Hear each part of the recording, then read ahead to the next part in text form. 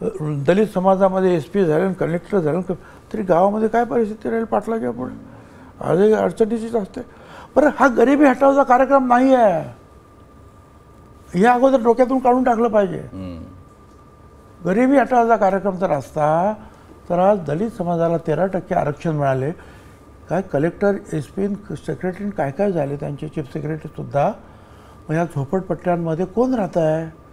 तेच राहत आहेत ना. पण त्या समाजाला थोडंसं जे आहे सामाजिकदृष्ट्या वरती उचलण्याचा हा प्रयत्न आहे. त्याच्यामुळं आम्ही गरीब आहोत, आम्हाला अमुक आहे, तमुक आहे. मग त्याच्यासाठी सरकार वेगवेगळे देत आहे. शिक्षणासाठी पैसे देत आहे, कुठे शेतकऱ्यांना ते सगळ्यांनाच पैसे देत आहे. वेगवेगळ्या मार्गानं सरकार या सगळ्यांना मदत करतच आहे. आणि हे डोक्यातून काढून टाकलं पाहिजे ना की आरक्षण मिळालं की आमच्या 100% आम्ही सगळे नोकरीला लागणार. आमच्या घरावर अरे 19 लाख जे आहेत, 20 लाख सरकारमध्ये नोकऱ्या आहेत. 2-3% दरवर्षी ते कमी होतात.